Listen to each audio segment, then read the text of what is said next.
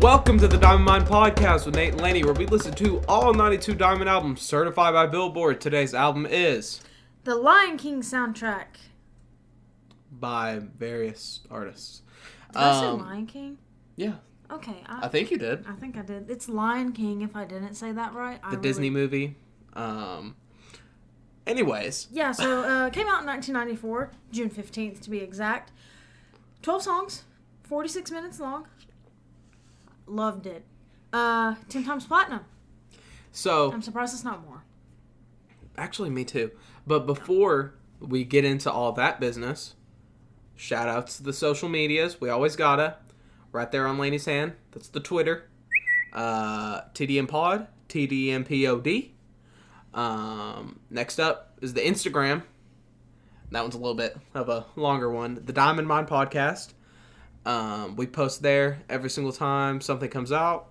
Same thing with the Twitter. Sometimes the Twitter we just post a little something, maybe like a poll or something of that nature. But we post on Instagram every single time a podcast is out. And then for audio listeners, you can find us on YouTube at The Diamond Mine. Just look up The Diamond Mine, sort by channel, or you can look up The Diamond Mine Shania Twain, or The Diamond Mine Kenny G, because it all circles back to Kenny G, Kenneth Gorlick. Every time. Anyways, are you ready to get into this? Sure. So the first song is Circle of Life. And that's the classic. Of course. I will be going first in this episode because Nate has more written down than I do.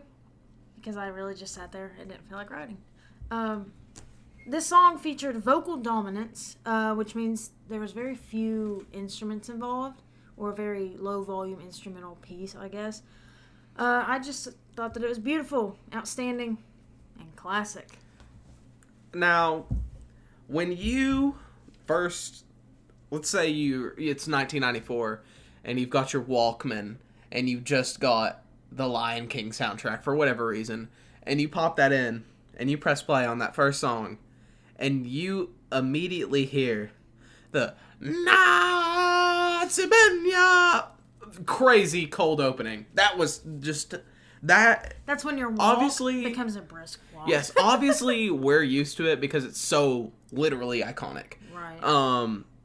But that's just such a nice opening to, like, I feel like a lot of people look past this, but the music really does help immerse in the setting of, like, the African savannah, where all this is taking place, and that just, I don't know, I thought that was really nice. And I mean, in Friends, Ross's monkey even plays the soundtrack. Yeah. So. But there's, like, a chant in the background, I'm not even going to try to say what it is, but it's like da-da-da-da-da-da-da-da-da, and that goes on throughout the whole entire song and just kind of drives the song forward. What'd you just turn? Whatever. So all that's going out throughout the whole song, and then it just kind of crescendos up, and drums come in, and you get hit with the chorus of "It's the circle of life." So there's definitely a part in this where it's 100% made for movie, because there's just a solid point after the first time the chorus hits, and it's just the chanting, and I assume something's going on. That might be where, like, all the animals are bowing or something in the movie. It's either that, or it's when, like, maybe they're working Simba up to the top. Maybe. And then they just, like... It's something like that. But something is going on, and I don't know, I haven't seen the movie in a very long time. So. That kind of took me out of it, where it was not really much other than the chanting. Otherwise, this could stand on its own. Mm-hmm. So yeah, let's move on to the next song. I Just Can't Wait to Be King. So this one was much more upbeat and optimistic. This song made me want to watch the movie again, because just trying to think of the scene that this happens over, or I guess scenes, multiple. Mm-hmm. And I enjoy that it's dialogue and it's carrying on like they're having a conversation to, I guess, what's the word I'm looking for? I guess move the plot forward. And the crowd joins in, which is really cool, and it kind of has that choir effect as well. Yeah. I like that, and that's all I have. So, this one honestly got me moving because it's just a fun song to listen to.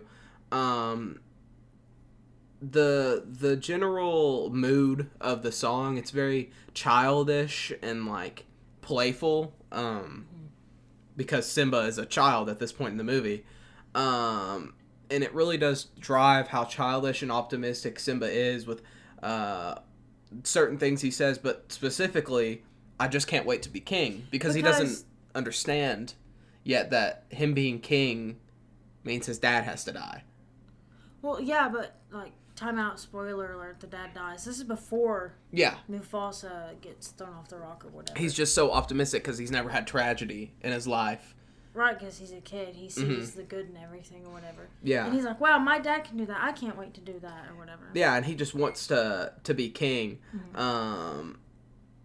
And it's honestly kind of like, it's kind of sad to hear that, because it's like, yeah, bro, your dad's going to die soon, and then you're not going to want to be king, and you're going to run away. No, but what's crazy is in the movie, this is getting ahead, but, you know, he's living with Timon and Pumbaa, his new family, and his dad dies, so technically he's the king.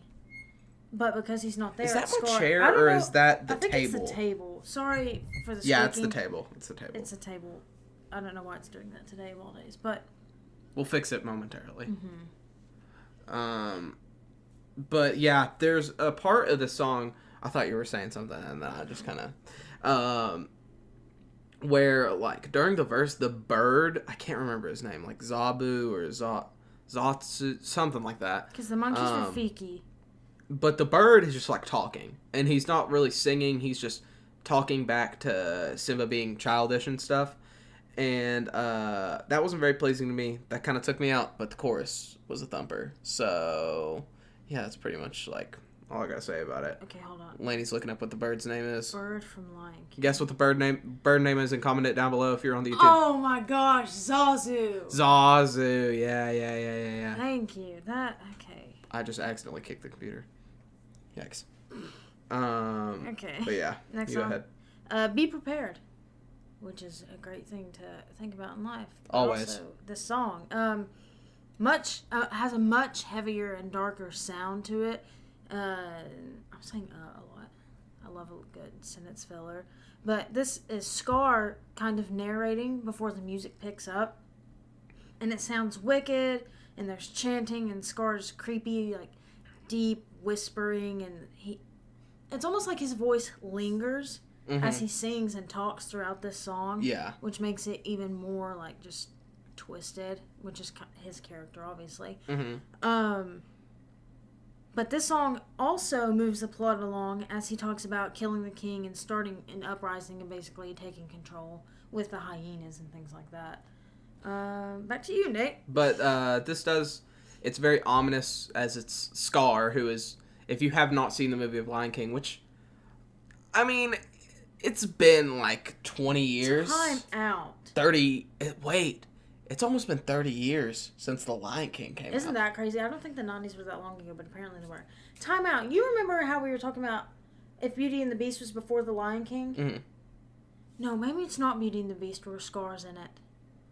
Scar, he's a lion. He literally has a scar on his face. There's a Disney movie where I know exactly what you're talking about. A carpet, like he's a rug on the floor. They do that. Disney movies are really, really interesting with that. Like, it's Easter eggs. They'll put, like, it probably was Beauty and the Beast or something like that. But that came out before The Lion King. No, that's what I'm about to say. Is that they'll put little, like, hints to the next movie in their movies. It's killing. But sometimes if the movie's already, like, out, like they put Nemo in Monsters, Inc. Was Monsters, Inc. after? Oh, no. Anyways, while she looks that up, I'm going to get into the song. The beat's fun. It has a bari sax, super duper deep, if, you know. And, like, African drums. The voice is just not very fun for me. Nemo came out 2 years after. Yeah, that's what I thought. Anyway. The voice was not very fun for me, though. It definitely sets the mood and the tone of the movie, but he's just not really singing for most of it. Disregarding that, though, the song is fun, and he's just telling the story of how he plans to murder Mufasa and take over. Hercules. Ah, yeah. That's what it's in. That makes a lot of sense, because Phil Hercules is supposed to be, it. like, big and strong and kill lions and Because whatnot. Phil, the little, like, whatever he is. I tried to be as gentle with lifting up my arms from the table as to not make it squeak. But yeah, you can get on to the next song, which many of you may know. Alright, this is probably the most popular off the soundtrack, I guess. Hakuna Matata. Classic, catchy. It's that happy, feel-good moment. Has a good message. Hakuna Matata is Swahili, and it actually means no trouble or no problems. So that's fun. And this is kind of when they take in Simba to be in their family. Mm-hmm. So he can actually have somebody after his dad died, and they raise him and help him become a better person. However, the instrumental, I heard it there's a break in the song where I specifically heard it, but it's also present throughout. They have a Louisiana Bayou musical sound, like a jazzy kind of bluesy type. Yeah, which is very present in Princess and the Frog, because that takes place in Louisiana and all of that, in the bayou, actually. But dang it, that was a loud one. But I thought that was very interesting. A very different take, I guess, in the movie. Yeah. Just the ultimate carefree, happy anthem. That being said, this song, and I mean, the chorus is super duper fun, and it's definitely musical, but a lot of the song isn't very musical. Like, they'll just be talking, and then they'll have the random moments, like the "when I was a young warthog" that just, like, kind of break in, and they don't really have anything to do with the chorus or progressing that. It's just, yes, it's just like a scene with musical aspects other than the chorus. The chorus is literally just which is music. kind of how Scars was, too. Where it's more a part of the plot than it is a musical number. That being said, comparing it to the Scar one, I enjoyed this one much better just because I like that chorus, and I think that's super duper fun. Right. Especially since you can, like, hear Simba growing up throughout the song. Yeah, because they get the different voice actor to sing the song as he's an older, more mature lion. But I just thought that was interesting, so we can move on to the next song now. He turns into a handsome little lion. He's got his mane or whatever. Sorry. The next one, Can You Feel the Love Tonight? Yeah, that's what it's called. This one was my favorite because I had one of those Disney music compilation discs. I had the red one. I think that's disc 3. I don't know. And this song was on it, so this one I knew very well. This is also how I knew Little Mermaid songs. This is also how I learned songs from Toy Story 2 and The Hunchback of Notre Dame, or whatever that movie. Is that what that movie's called? Okay, yeah. Never seen it, but I know the songs. So I really like this one. It's another beautiful song. Simba and Nala begin their young love. How sweet. And it kind of pushes things forward a little bit from the whole Hakuna Matata thing. So. Well, this was probably my least favorite on the album. I just thought that this was, like, it was a nice transition because it starts with Timon and Pumbaa talking, and then at the end of the song they, like, cry because, you know, Simba's fallen in love. Loud obnoxious, like, wah! And then it sounds like they're, like, like, that's like some boohoo crying. Ugly cry. And they transition well, but I just thought the song was boring. It's just not my thing. That's fair. But your opinion is valid. Just as my opinion is valid. Thank you. Yeah. For validating me. Me, I take your answer. I hate that. Say it like a weenie. It's 3 weeks in a row. Have we said that on the podcast? No. Oh. I've said it before the podcast for 3 weeks in a row. Just let's move on to The Land. The Land. This was one of the scores, right? Yes, this was the first one. From what's his name? Do you remember? Because I don't. Hans Zimmerman. Yes, thank you. Glad you remember names. Obviously, this is more an instrumental aspect of the song, which Billboard said is why it was lower. Or no, it's just Hans. It's just Hans Zimmer. My bad. It was Zimmer. Okay. But this is why Billboard said it was lower on the albums list because of the scores, right? Mm-hmm. Okay. So if I was in the right place at the right time for this specific song, because it was what? Roughly 2 minutes, maybe? It might have been like 3. Like, it wasn't very long. Right. Right place, right time. It was a little longer, but possibly shed a tear. It was very powerful yet soft. I don't know if you felt that. Mm-hmm. But I thought it was probably the best score to come out of this. And did this one have chanting in it at the end? Yes. Okay, so it had some chanting at the end, which didn't make it a complete instrumental aspect, but it was still... I don't know. Yeah. Just I get what you're saying. background scene music to amplify the movie. It sounded like super majestic with the flute and stuff, and has like emotional strings, and they crescendo to a big choir hit, and it really is emotional, and it makes you think about how majestic the like African savannah is. Like if you were to sit and like look out at a sunset in the savannah and then have this in the background, right place, right time. That's kind of what I was imagining. And then it has like this big hit with everyone chanting, and they like almost sound excited, and it's a kind of like I guess a party almost, so kind of sounding thing. Like everybody's just happy.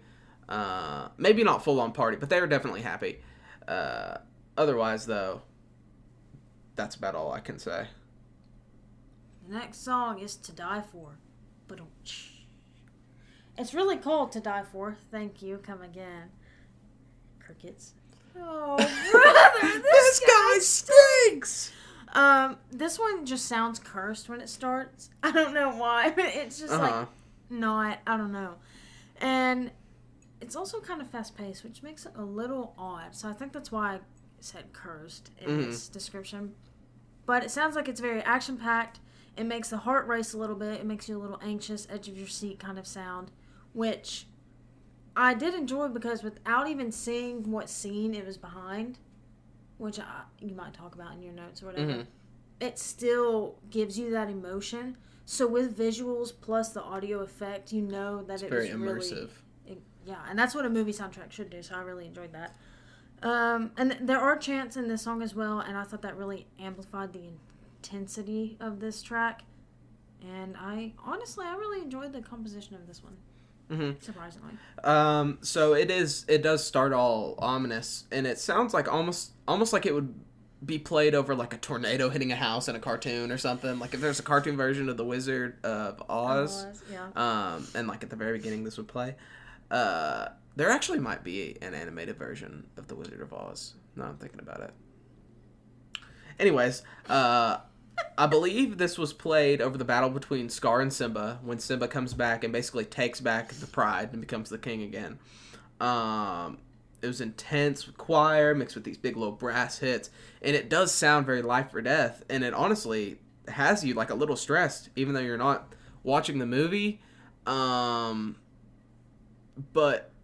like I feel like this soundtrack, with what you were saying, how it immerses you even without the visuals, it also does its job well because this soundtrack really does make you want to go watch the movie. Like, I'm sure most people that listen to this soundtrack have watched Lion King before, right? But it makes you want to go out and be like, man, I haven't watched that movie in a while, and go buy a disc of The Lion King and then play it. Yeah, I really don't remember the last time I watched it, I'll be honest. Like, I legitimately want to go watch The Lion King now, and this soundtrack did well with the immersion on that aspect. Right. Who is it? You know it, baby. Yeah, come in. Let's go. No, I'm recording right now. Huh? Yeah, we can hang. Hold on. We can hang later. Yeah. Okay. You need me right now? No cap. All right. And we're back. Sorry that my roommate, he sleeps in the same room as Michael Jackson. The baby. I thought you were gonna say it's me. I was like, he just, I don't know. He's clingy. Wants to hang out sometime. I don't know, but he gets bored a lot. Yeah, I mean, he's always trying to come on the podcast. And he doesn't have a car, so I have to drive him around everywhere, and like he flexes all his money and stuff, but really it's all just like Monopoly money. But don't tell anybody. Anyways, it's that operation money. That's all.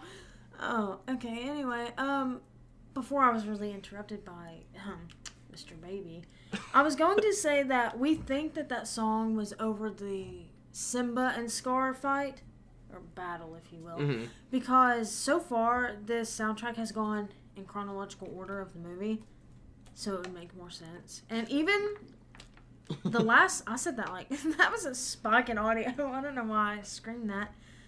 Even the last song, I'm pretty sure, is at the end of the movie. Yeah. because of how it comes full circle. You know that was good. You'll get it in a minute. Uh-huh. Okay, anyway. Next song, Under the Stars. So, I really like, the woodwind action they had going on.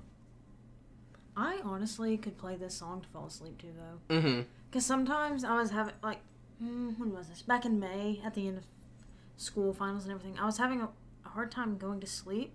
So, I would find a playlist on Spotify or something. Yeah. Shout out to Spotify. This is where our podcast is at. Also, Apple.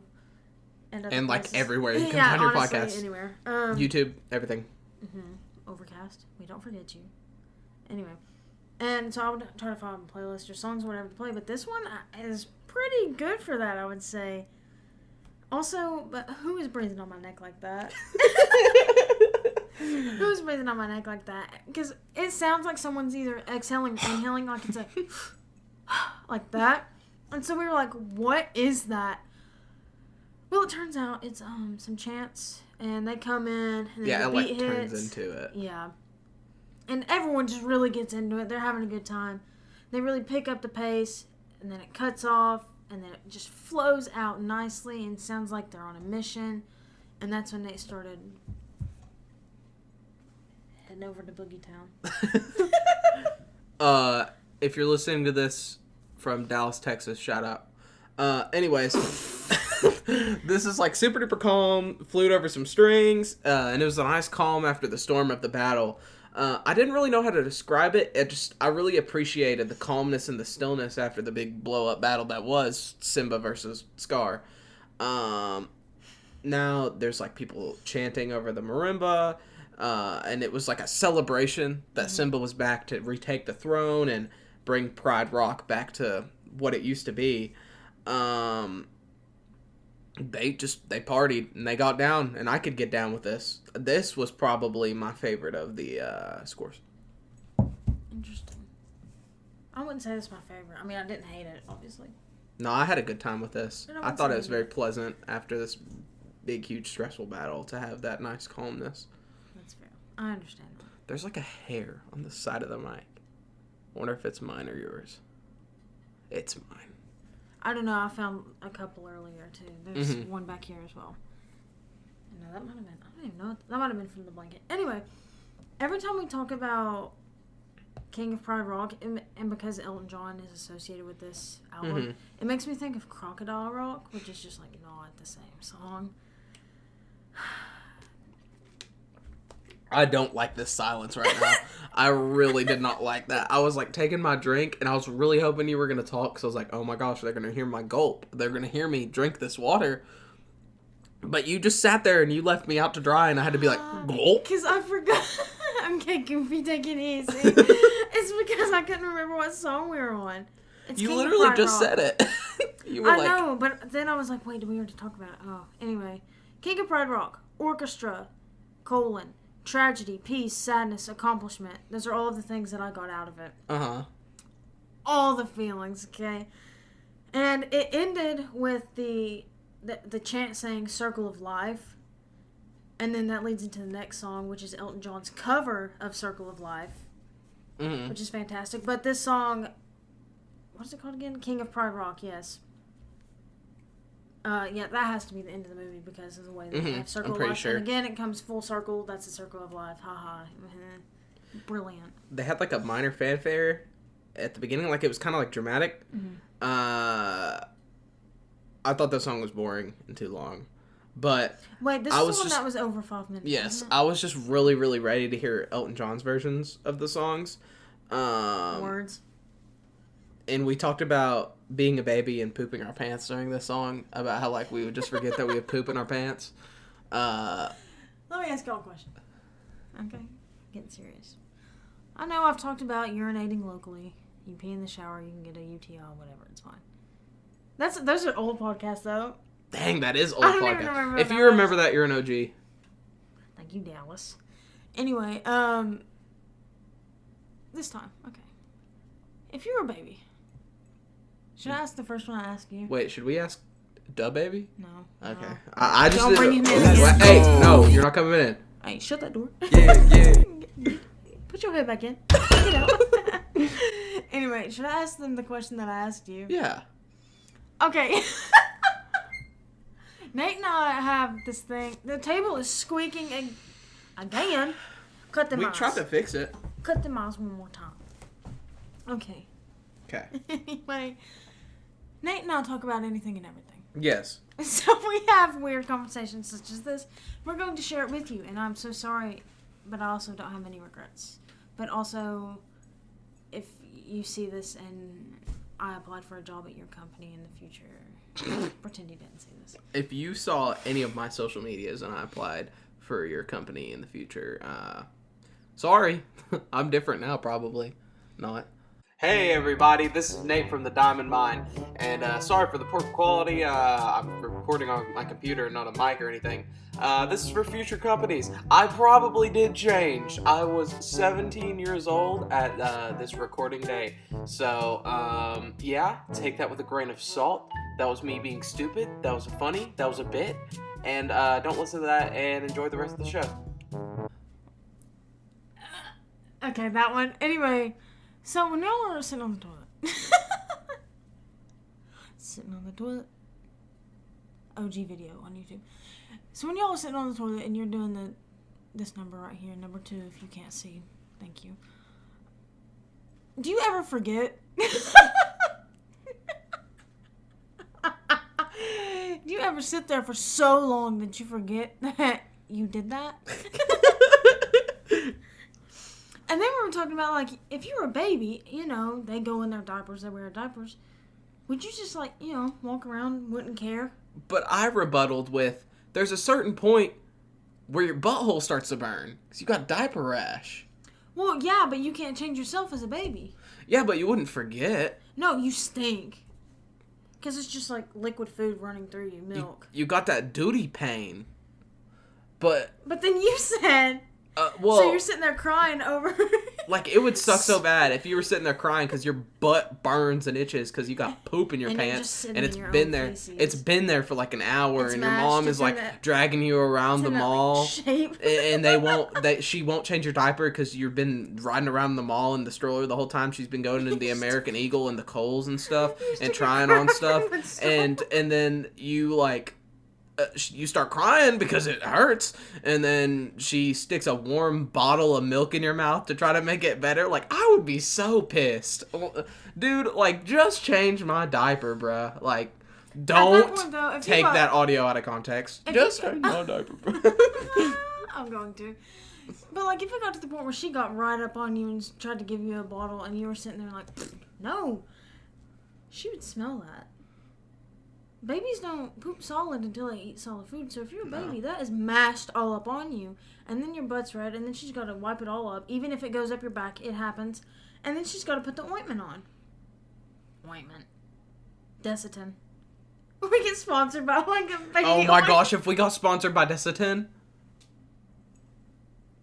we're pretty okay with our censorship and family friendliness and stuff.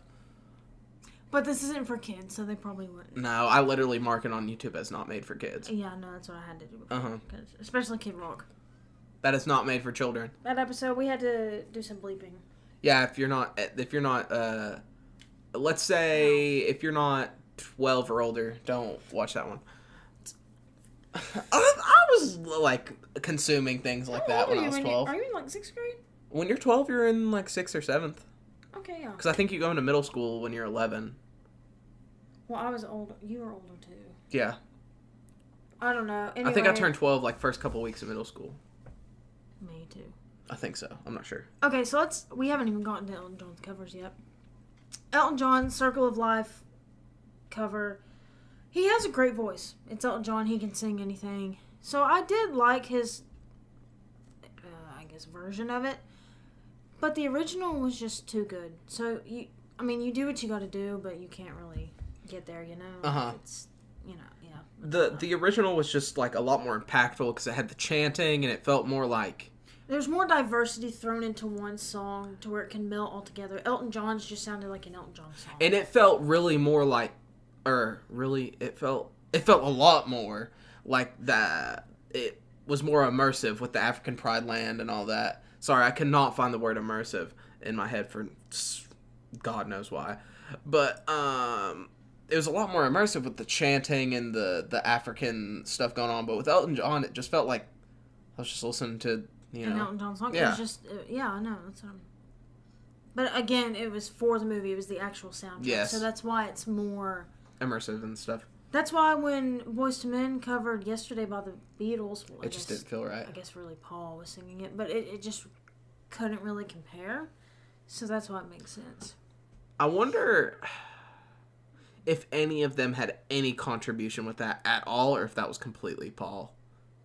I think Like, I'm pretty sure it was at least majority, like 99% Paul, but I wonder if they did anything. Well, you know they always did the Lennon McCartney thing, but Mm-hmm. I'm pretty sure I read about this, or I saw an interview with Paul where he wrote it, and he, played the guitar with it or whatever. Or I guess he's left-handed, so he played the guitar with it or whatever. And then they were trying to incorporate how, their different instruments and how they would all come into it, but they couldn't. Mm-hmm. So it just ended up being Just made it a like an straight acoustic solo kind of thing going for the album. But the next song is another Elton John cover of I Just Can't Wait to Be King. To me, this reminded me of the song Mambo No. 5. Mm-hmm. You know what I'm talking about. Yes. If you don't know what I'm talking about, look up that song. You're just look it taking up. an L. It's Mambo and then No.5. Mm-hmm. So it sounds like you'd imagine it to sound coming from Sir Elton. The original is unbeatable. Is he a sir? He is. Mm-hmm. So is Paul McCartney. So is Ringo. Ringo does. That is a weird man. I saw the pictures of him being nodded, and I cannot help Peace it. and love. Peace and love, everybody. Peace and love. Eat your vegetables. Broccoli emoji. His post will be like, Speaking of, today's Paul McCartney's birthday. oh, shout out to Paul McCartney. Well, when this airs, it'll be It's 2 June days after. 18th. Happy birthday, Paul. Shout out to Paul McCartney. Moving on from that, the original's unbeatable, but again, he can sing and he can deliver well, so it wasn't horrible. Peace and love, everybody. I thought the beginning sounded like Footloose. So I got that vibe. Is this the one that I said you could dance to Footloose? Mm-hmm. Or I could do And we the were both Footloose like, dance? but it's a lot more poppy rather than like childish like the song was earlier for like the movie.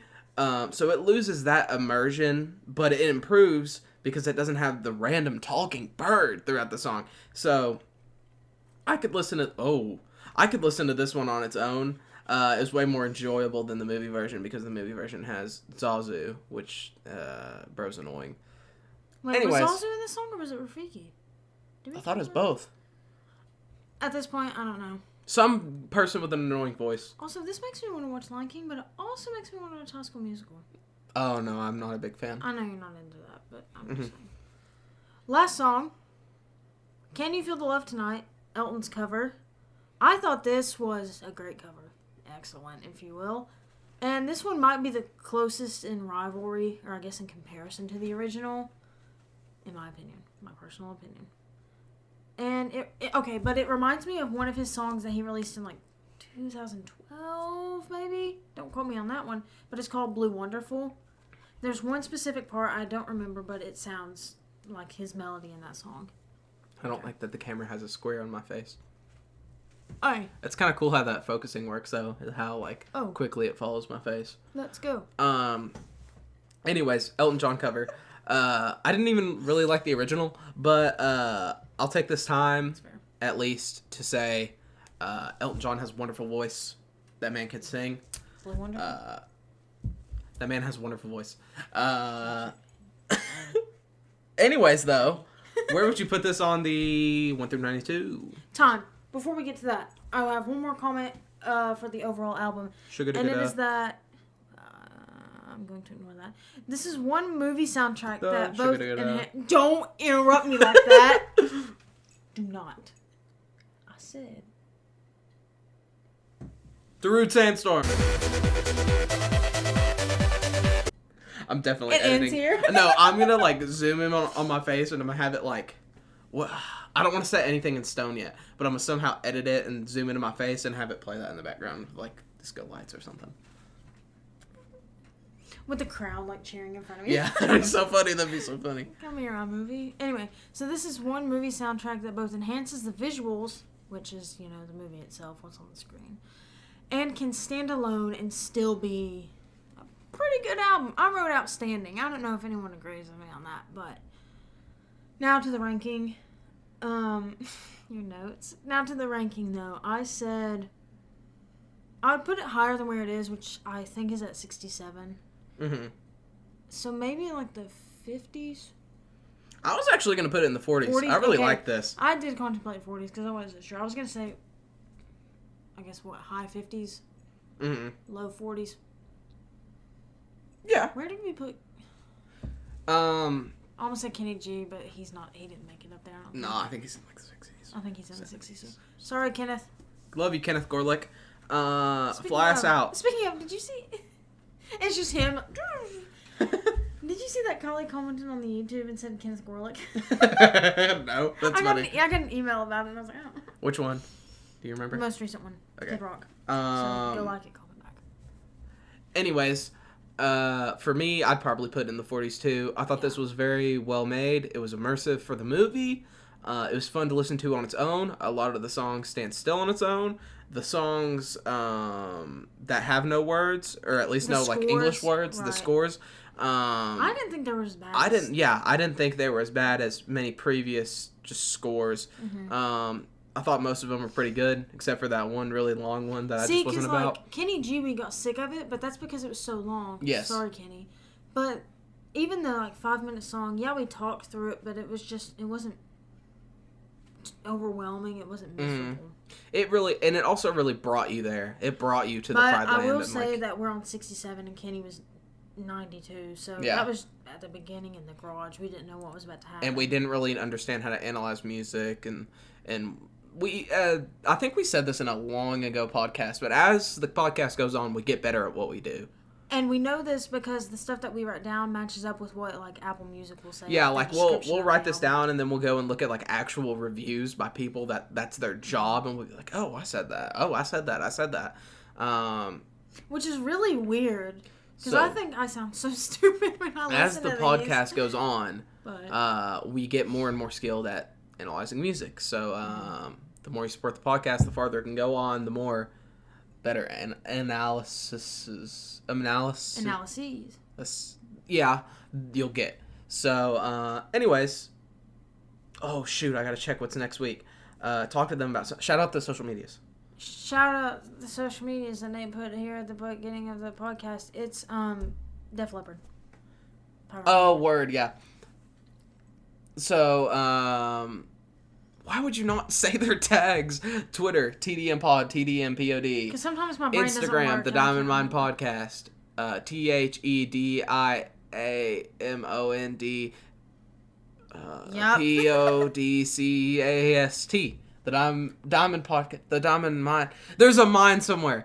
And then if you're an audio Wait, listener, yeah, you just spelled YouTube, The Diamond Mine. Catch us, look up The Diamond Mine, search my channel, or The Diamond Mine Kenneth Gorlick, or The Diamond Mine. No, we gotta end this episode. The Diamond Mine.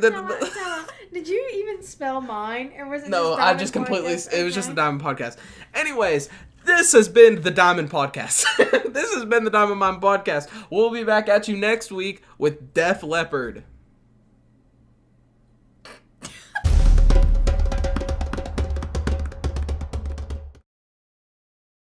No cap.